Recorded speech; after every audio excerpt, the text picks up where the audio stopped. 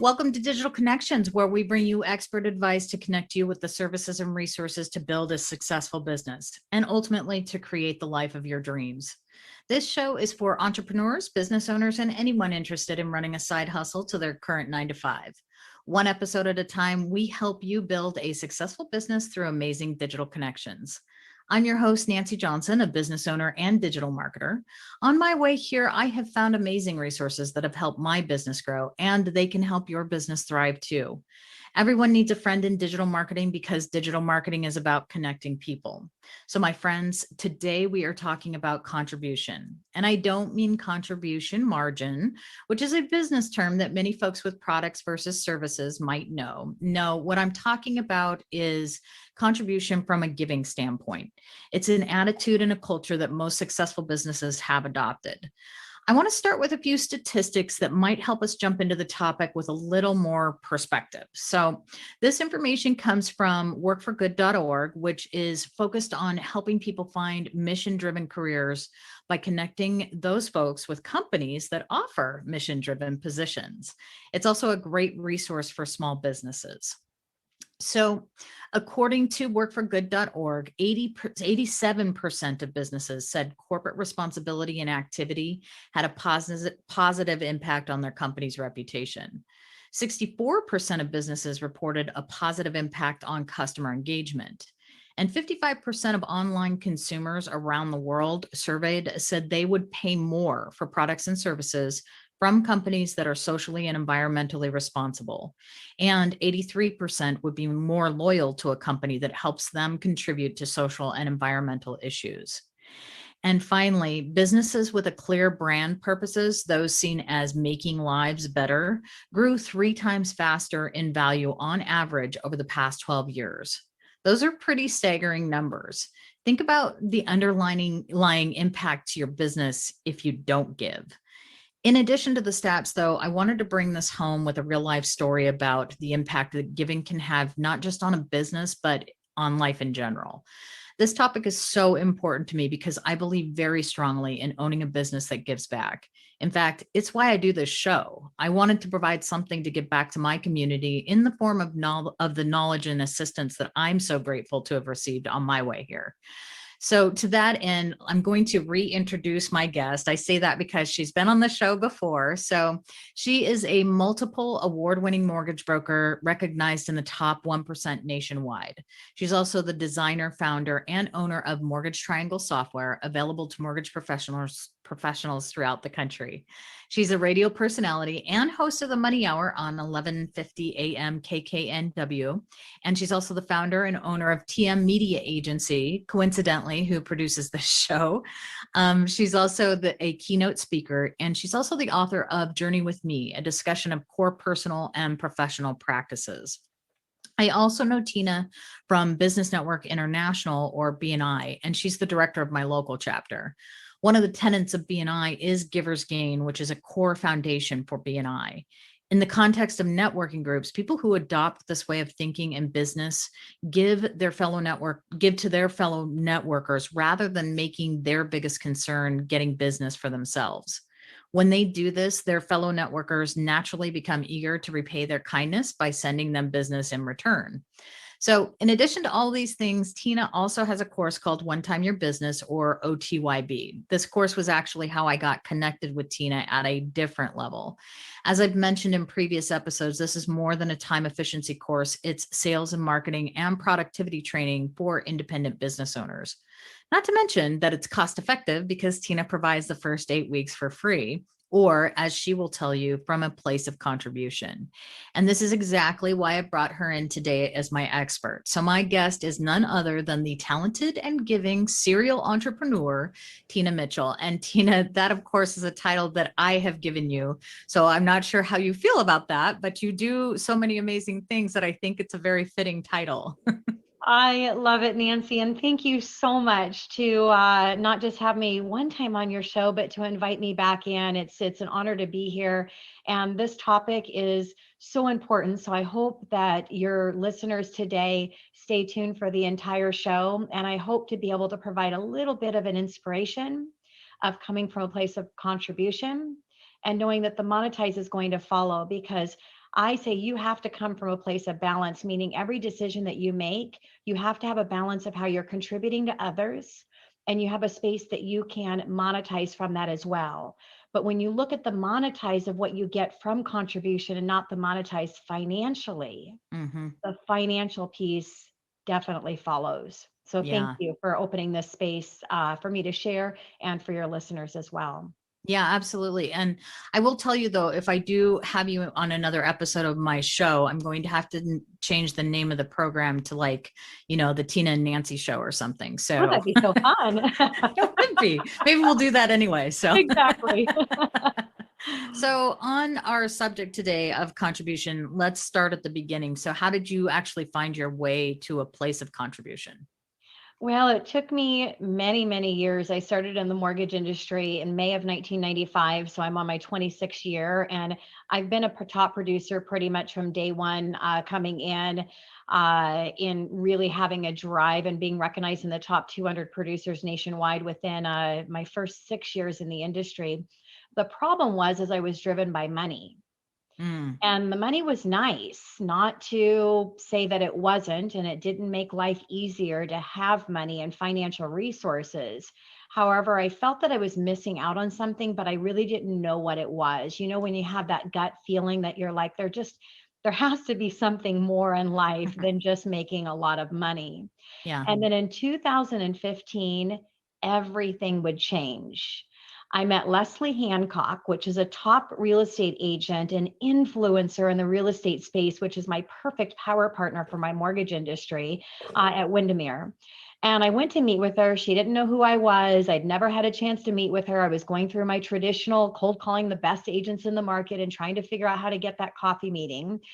And as I was sitting down and talking with her, she shared with me something that she was really passionate about. Her and her husband, Denny, about 20 years ago, had opened up the House of Hope in Mama's Hands. The House of Hope Mama's Hands feeds the homeless in Seattle. And the House of Hope shelters mothers that are looking for a place with their children, looking for a place on their own. So getting them off the street and giving them a safe place to be with other mothers that are going through the same thing. Now, when she shared her story with me, she was in tears, which brought me in tears.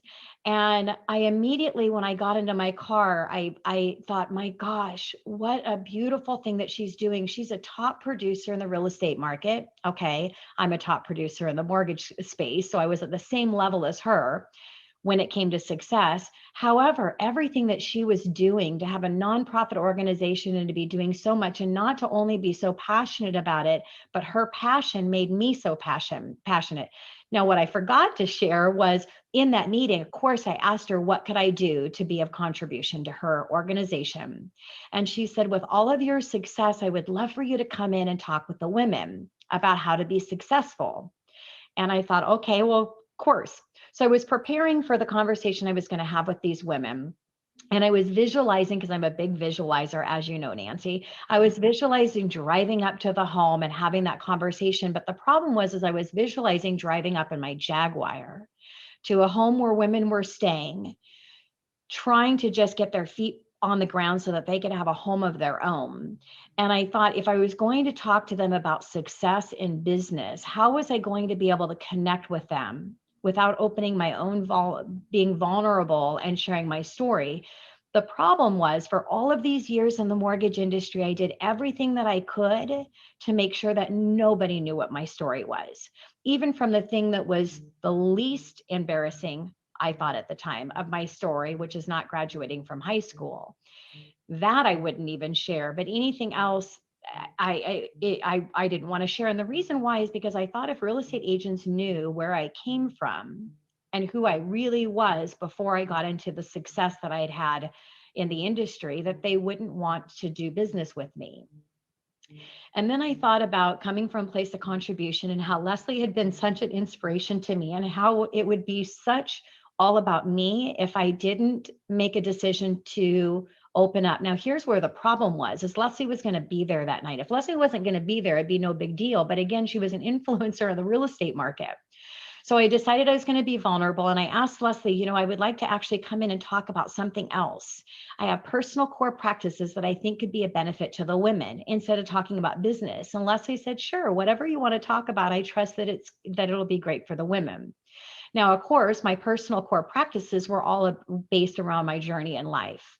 So I decided to be open, and I talked about my dad's addictions and his attempted suicide when I was 12 years old, how that started me into a really bad journey in life of my own addictions with drug and alcohol, how I spent time as a teenager in a mental health facility for children with behavioral health issues.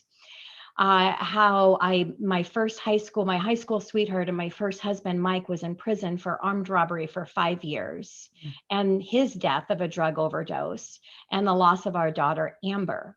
Obviously, coming from this space, Nancy, versus the space that I was planning on coming from, connected me with the women. And I spent 3 hours with the women at the House of Hope. There was tears and there was laughter. We talked about connection and what a community that they had together as women to support and help each other. And I got in my car that night and I felt so powerful that I had shared my story. Then it was an inspiration to writing my song Dream, my personal motto now, Live Your Dream Now, writing my book, Journey with Me, which I wrote the book. It was published in 10 months. I actually wrote it in 3 weekends with no sleep because I was so excited because I knew my story. I knew how everything connected. It was just putting it out there in the public. So I went from being a completely closed book, embarrassed, thinking nobody would want to support my business, to being literally an open book.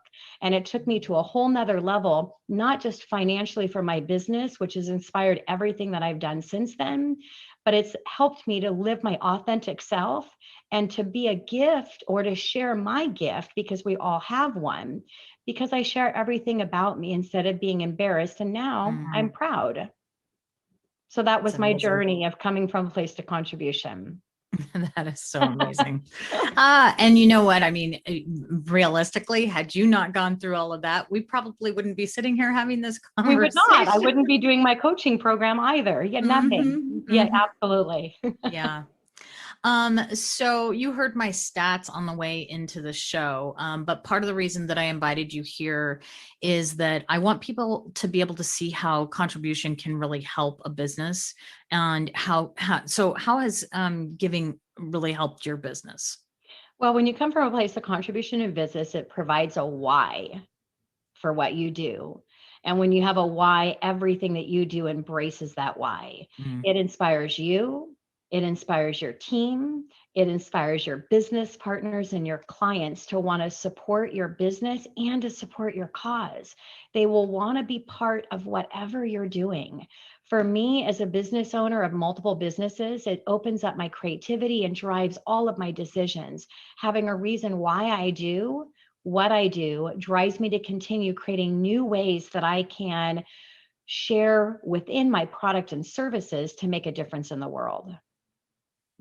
Yeah. And, I mean, just that opening up, I think having those possibilities in front of you, it is amazing what kind of monetary worlds it also opens up, unwittingly, so, in our last episode of Digital Connections, we talked about building brand and why customers aren't buying from you. And more importantly, what should you be doing to ensure that they are?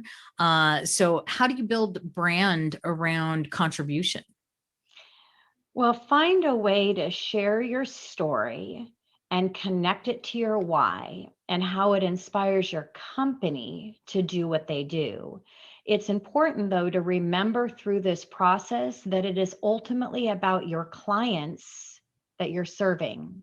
And how are you contributing to others? And how does that contribution connect to your business and to the clients that need your product and your services? For me in the mortgage business, it's right in my credentials that the why behind doing mortgage is because I played my violin at Pike Place Market with my little sister to help us keep a roof over our head. And I was embarrassed and I was ashamed, and it drove me to want to be successful when I grew up. Took many years because of my dad tried taking his life, and that's what took me down. But when I got into a better space, which we're actually going to talk about today, when I got into a better space and I started thinking about fighting for my life instead of life taking me down, I bought my first home when I was 20 years old. So being a homeowner for myself, giving me a sense of pride and security, which I didn't have as a child with our financial struggles, that's my why behind doing mortgage. My coaching program, I created my One Time Your Business coaching, which was always created around contribution. It was never meant to have a financial monetizing piece of it. That didn't happen until just less than a year ago. But I did that because I wanted to support other business professionals to have run a high efficiency business model so that they could have time to do what they were passionate about, because there's no way I could have done all that I've done in my passion work if I didn't run a high efficiency business model. TM Media Agency was created in a platform for others to be able to share their story, to share their why, create a space like you are doing on your podcast, Nancy, to bring people in like me to share what I'm passionate about and to inspire others through contribution. Mm-hmm. Yeah. And, I mean, like I said, your course is so funny because it's labeled as time efficiency and productivity and, all these great things for your business. But there is this whole contribution piece that I think people pick up on through the course of how to implement that. And so to me, that was probably the biggest return on investment for my time as well. And so Right. on that note, the reason we Mm-hmm. connected, Nancy, Mm-hmm. obviously you appreciated the time management, business efficiency, and the leadership tools and all those great things. But the Mm-hmm. reason we connected is because the inspiration that was through the course in contribution and the Mm-hmm. why behind creating time. It's not the why behind creating time for the money. The money is going to come. The why behind creating time so you can live the life that you want to live, contribute the way that you want to contribute, and even create a space that you can actually think about what that looks like. And so that's the power of the connection from people that come through the course. They appreciate the content. It is a business efficiency course first and foremost, but the why behind it first and foremost is so you have the time to live the life that you want to live and contribute the way you want to contribute. Yeah. Yeah. And that's what you get. So you shared a story recently at a networking event that I attended, and it was very moving. In fact, it kind of helped inspire this episode. Do you know which story I'm talking about? I do. Okay. Would you share that with us? Of course. So I had an opportunity to share with Liberty High School. All the high schools obviously have gone through some pretty traumatic things, especially with the teens. And I'm really passionate about teens because that's when my journey of struggles was during their age. And so to come in and talk with the teens and share my story of tragedy to triumph. And I've been a keynote speaker sharing my story of tragedy to triumph, speaking in front of hundreds of people. And actually it was 1,500 people they were streaming at, 1,500 students they were streaming at live on YouTube. So this was a really, really big deal. It was actually the biggest keynote that I've ever done, meaning because I was talking with teens. Normally I say that I'm not coming from the voice of the parents or the adults. I'm coming from the voice of their children and what it looks like on the other side. And now I'm having an opportunity to actually speak with those children and where they're living the life I was living when I was going through the tragedy time of my journey in life. And I get to a point in my story where I share the game changer, which was the second, and literally I say a second, where I went from a place that I was going to see my daughter, Amber, to say goodbye. She had passed away. And then 6 months after that, the police came to our house to arrest my husband for an armed robbery that he'd committed 2 years before my pregnancy. Now, during this 2 years, that armed robbery, then getting pregnant, everything changed for Mike and I because of the pregnancy for Amber. So we were on such a great place in our life. And having that back-to-back of losing my daughter, which was everything that I was living for, and then to have my husband taken away from me, which I thought he was going to be there to help me get through this traumatic time. I was going to the cemetery, Mountain View Cemetery, to say goodbye to Amber, and my full intent was to take my life. And that was my last goodbye. Now, when I was sitting and visiting Amber, Mike and I were there just the day before, right before they took, the police came to arrest Mike for armed robbery. And I thought he was going to go away for 20 years. And I noticed a headstone that wasn't there the last time that we had visited Amber. And they had two brothers. It was Kevin and Michael. Kevin was 2 years old and Michael was 4 years old. Amber was buried in the place in the cemetery for children. I can't remember if you have to be under 5 or under 10, but it was for children and babies.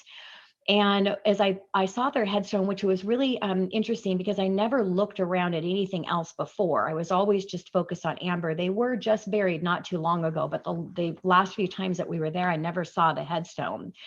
And they were directly right across from Amber, almost in front of her. And I was just taking a little walk and looking at the headstones that day.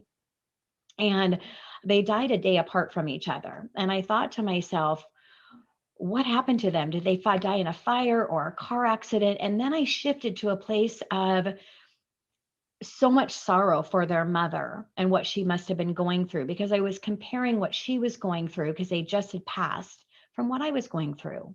I'd lost my daughter, who was 4 months old. She had lost her two sons that were 2 years and 4 years. And by the way, the 4-year-old, his name was Michael, the same name as my husband. And she had lost two children and I had lost one. And so immediately in that second, I went from a place of contribution or thought for her to take me away from my thought. Now, in that second, all of a sudden, I started thinking about my dad.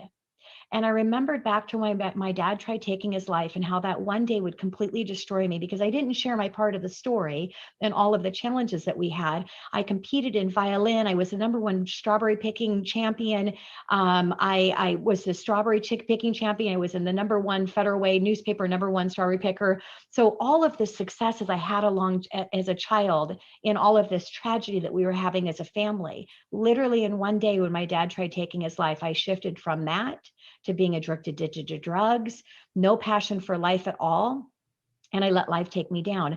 And I thought about that day and I thought, what if I just tried fighting for my life instead of trying to take it? What might happen? And here's another little key takeaway. Come from life with curiosity. Be curious of the what if. I ask myself every single morning, what if? I wonder how, I wonder if. And that's what happened that day. Is I came from a place of curiosity. I wonder what it would look like if I just tried fighting for my life and the life that I had left, which was my husband that I still loved very much. And so in that moment, I made an intentional decision that I was going to do that. Now, here's what I always share in my keynote. And I always visualize that someday Kevin and Michael's mother is going to be in the audience and she's going to stand up or come to me afterwards. I'm Kevin and Michael's mother because I give a shout out to her. And I say that I hope in someday I will be connected with Kevin and Michael's mother so that I can say thank you to her for saving a life, saving my life. And that's the reason why I'm here today, is to pay it forward in hopes that someday sharing my story of tragedy to triumph might also be able to save a life. As we wrap up this story here, Nancy, and I appreciate so much the opportunity to share, I gave that shout out. Now, I had many reach outs from educators and saying thank you. And one of the educators, she sent me an email and she said that she was, and I actually should have brought this email up. I'm going to bring it up really quickly here, Nancy, because I won't do it justice without actually reading it. And of course, I'm going to have this email for the rest of my life.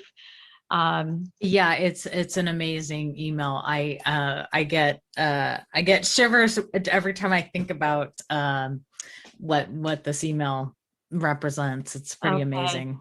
So here it is. Hello, Tina. I know that you do not know me. My name is Alyssa Jeremica. I might not be pronouncing it correctly. I'm a teacher at Liberty High School. 5.5 years ago, I gave birth to identical twin girls. Evelyn was born strong and healthy. Her sister, Amelia, passed away prior to birth. Obviously, your presentation spoke to my heart. I have walked that path of grieving mother and know the pain and the suffering and also the need for strength and resilience to continue to live. When you showed the pictures of your daughter's headstone, I recognized that place immediately. We had visited the beautiful children's garden, searching for the right resting place for our own daughter. While we ultimately chose a spot where our other family members are buried, we have since met many families whose little ones are laid to rest in that same peaceful place as your daughter, and have visited that place many times. When I saw the picture of the headstones of those two little boys, Michael and Kevin Telford, it sparked another memory for me. The name seemed so familiar, and I began racking my brain. I finally realized that a friend of mine has a daughter who just a few weeks ago married a boy by the name of Corey Telford. In reaching out to my friend, I discovered that Corey is the younger brother of Michael and Kevin. I shared just a little of your story with my friend, not your name or specific details, and shared it. And she contacted Kevin and Michael's mother and asked if it would be open to and interested to being in contact with you. Kevin and Michael's mother, Gail, has contacted my friend back and shared that she is open to speaking with you if you're interested. She shared her husband Alan's cell phone, blah, blah, blah. I know that this is a lot to take in. There is absolutely no pressure or expectation to contact her at all. I just wanted to give you the option if you are interested. I know for myself, there are times that I desperately want to be in contact with other families who have shared my experience and actively seek them out.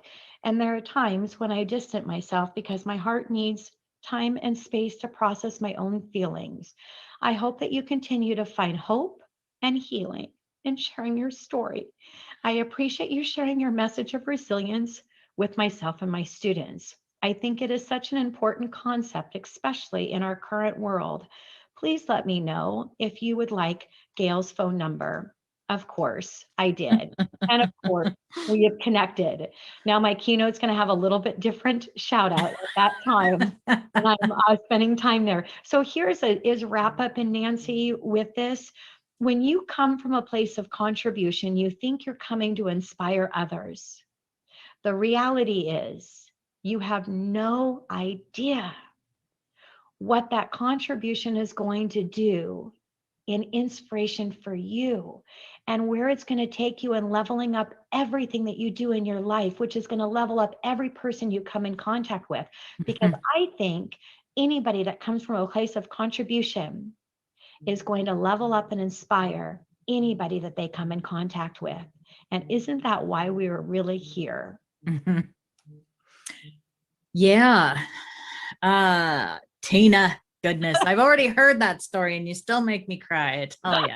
So, it's almost small in comparison, because when you share that story, that is such a huge contribution. And I thank you so much for coming on the show to share it with us. Really the point being that it is amazing the return that you get on your contribution for your business and ultimately for your life. And then I also wanted to leave our listeners with one more piece of contribution specifically from you, your events page. These are free events that my listeners can plug into, and they're amazing resources for their businesses. And it's free, which is amazing. So it's at tinamitchellevents.com. And of course, as always, I want to leave our listeners with our digital marketing tip of the day. So social media is important to any business, but the question is, what social media is right for your business specifically? Do your research and find out where your successful competition is and where your audience and clients are looking for you. And then remember, you do not need to be everywhere. In fact, you don't want to be everywhere. Pick one place to start, and whether that's LinkedIn, Twitter, YouTube, Instagram, TikTok, or any of the others, pick one and focus there first. There are all sorts of free online courses to get you going on just about any platform. So I want to thank my guest and my friend Tina Mitchell for joining me today. You can find her at www.tinamitchell.com. And also, please make sure to follow us, subscribe, and like us wherever you get your podcast. You can find this episode and previous shows, along with contact information for all our guests and for me on our website at www.digitalconnections.us. Have a great week and tune in next time for another amazing digital connection for your business.